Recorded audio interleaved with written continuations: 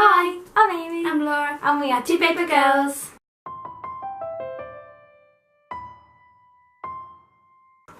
If you can hear a weird panting noise and stomping in the background, Amy's looking after her dad's friend's dog for 2 weeks called Charlie. He's here, and we'll insert a clip now of what he's currently up to because he's running around the house all excitable and he can't calm down. Charlie, lie down. What are you doing? Do you want to be the third paper girl? He really does. Charlie, lie down. We're coming to you with our BookTubeAthon wrap up. We can't believe it's already been a week. It's been such a great one. We've done so much more than just like read. We've been out and about doing things, video challenges. It's been so much fun. We had our road trip to Skegness, which was so much fun, and we've just had like such a great start to the summer because Amy's now back from internships. This feels like the start of summer for us both. It's been a great week. We really hope you had a great time too, and we're going to show you what we've read. The first thing I read was All I Know Now by Carrie Hope Fletcher. I gave this book, I think, 3.5 to 4 stars because I loved it, although it wasn't aimed at me. But I love Carrie. We're meeting now. It was a great read. I read it in like the first day of the BookTubeAthon, so it's going to hold a special place in my heart, and I can't wait to read on the other side. The first book I read in the BookTubeAthon was One by Sarah Crossan. This was really, really great. I gave it 4 stars because it was such a beautiful read. It was really nice reading a book in verse because I've never done that before, and it really helped with the style, I think, and it was just a gorgeous story. I'd recommend this to anyone, especially if you're feeling a bit like slumpy, because it's really, really quick read. Even though it's pretty chunky, it's just, you fly through it and it's so good. The second book I read was actually One by Sarah Crossan too. We read this on the beach side by side. It was so cute, and I finished this on about like day 3 or 4 maybe, I don't really remember. This book, I wasn't expecting to be so caught up in it. At the end, I just sobbed my eyes out. It's such a lovely, heartbreaking, heartfelt read, and I would recommend it to anyone too. I think I gave it like 5 stars because I really enjoyed it. The next book I read was Through the Woods by Emily Carroll. This was a really good graphic novel of like short, creepy stories. You might have heard of it, and there was a lot of hype about how scary this was, so I was kind of like, oh, I don't think I'll be that scared, but it was actually quite creepy. Like reading it at night time in bed, I was like, oh no, this is pretty creepy. The art was really gorgeous. It's one of the best I've ever seen in a graphic novel, and I'd highly recommend this. It was a really quick, great read. The next book I read was Isla in the Happily Ever After by Stephanie Perkins, which means I've actually finished this trilogy thing now, which I'm really pleased about. Although it just kind of went downhill for me. Like Anna and the French Kiss was just so good. I don't think she could have beaten it at all. I actually really like bits of Isla. Like I was actually really in love in certain bits. And then other bits I just thought, I don't think they'd react that way. But I really enjoyed it overall. I think I gave it 3 stars because I would pick it up as like a gooey read. If I knew what it was going to be like, I would have still read it because I really enjoyed it. The next thing I read in the BookTubeAthon, I'm not sure what day, I think like day 4 or 5, was Harry Potter and the Philosopher's Stone, the illustrated edition, illustrated by Jim Kay and obviously written by J.K. Rowling. This was amazing. I actually haven't read this book, The Philosopher's Stone, in 5 years according to my Goodreads, which is just crazy. I have like picked up certain Harry Potter books like Prisoner of Azkaban and I think Order of the Phoenix because they're my favourites, like when I need my Harry Potter fix. But I haven't read this first book in a really long time. To begin with, I was kind of seeing it through the eyes as if like I wasn't a massive Harry Potter nerd. I was like, would I like this if it wasn't like a massive thing? To begin with, I was like, maybe not because I don't like middle grade. But then as it gets along, I'm like, no, it's magical and great. Like once I get to Hogwarts, I'm like, no, I'd love this even if I wasn't already a massive fan because it's so good.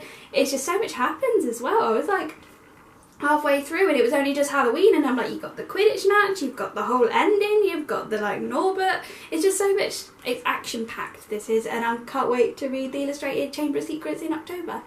The next book I read was Frontlines by Michael Grant. I was so excited to read this because when I found out Michael Grant was writing a new book, I was like, holy moly. Laura pointed out that he might be doing another Gone book 10 years on, which is going to be amazing. But this book was amazing. I thought it was going to be a bit cheesy, not really focusing on the right thing. It's about girls that are allowed to fight in the American Army in World War II, and it actually focuses on like proper like subjects, like the racism back then, like the feminism. It was just a really, really good read, and I really loved all the characters, and I can't wait for the second book. The last full thing that I read for the BookTubeAthon, but I do have to talk about one more thing after this, was Rat Queens Volume 3, written by different people to the first 2, because I found out there's a big scandal around Rat Queens and the author, and because of that scandal, which I won't go into, just like Google it, it's on the Wikipedia, because it's quite detailed and whatever. There was a change of art style in this, which I wasn't a massive fan of. Like, it was good still, but I definitely prefer the art in the first two. But then I don't want that artist to come back because he's a horrible person. But anyway, apparently this is going to be the last volume and it's going to be a web series. But this was, I kind of could tell that this was like, seemed to be disruption because it just didn't flow as nicely as the first two. And it ended really weirdly and abruptly. It felt a lot shorter as well, like the end of it was this whole little like side story that I think was just an add-on to bulk it up a bit. It was strange, like I enjoyed it, but I think I'd enjoy it more if I read volumes 1 and 2 again, because I kind of forgot what went on and there was things with characters where I'm like, what?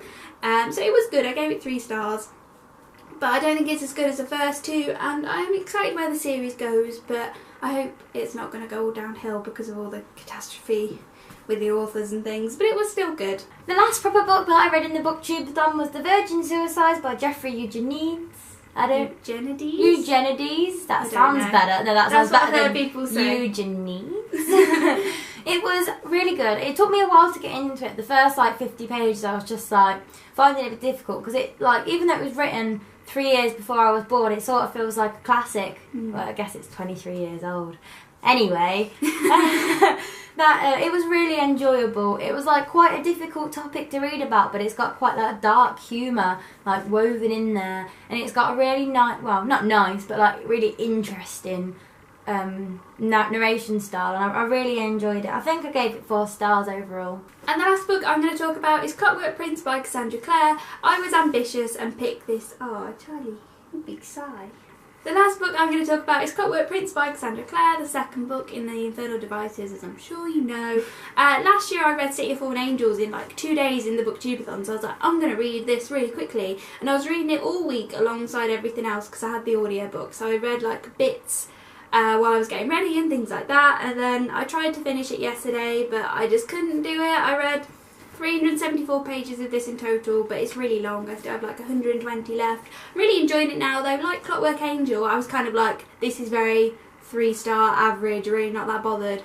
And then there's always this little surprising twist, and then I'm like, can't put it down. So yeah, it's good. I'm hopefully going to finish it today, and it's been good so far. And the last things that I read 7 of the Attack on Titan volumes, so I'm all caught up with the series. Can't wait for the next one to come out on August the 4th. Might not read it that fast because I actually borrow them all off my boyfriend. So I'm going to let him read it first because he's obsessed with it too.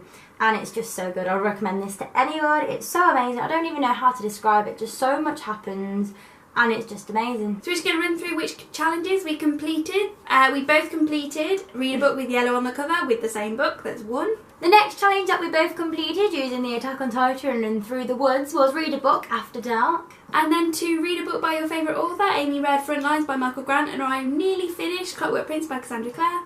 And the next challenge we both completed was Read a Book that you discovered through BookTube, and I discovered Carrie Hope Fletcher through BookTube, and Laura discovered Rat Queens. And the next challenge I half completed was to read a book and watch the film, because even though I didn't have time to watch Harry Potter and the Philosopher's Stone, I'm probably going to watch it like today or tomorrow because I'm really in the mood to rewatch it. So kind of completed that. I know I'm cheating a little bit, but I'm definitely going to watch the film. So this was my book for that purpose. And I completed the Read a Book That Was Written Before You Were Born challenge by reading the Virgin Suicides. So I failed to read 7 books in the week, but that's okay because I'm really proud of how much I read. I probably would have only read like half a Clockwork Prince this week.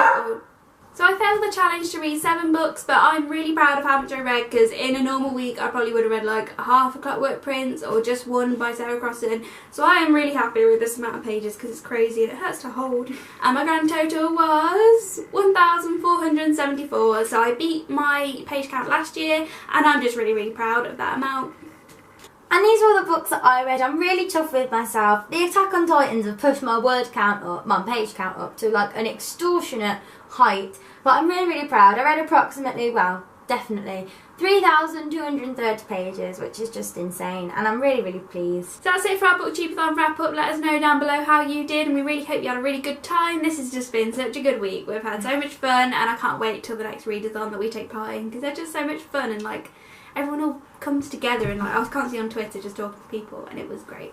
So look out for our next videos, but if not, then we'll see you on next BookTubeAthon. Bye!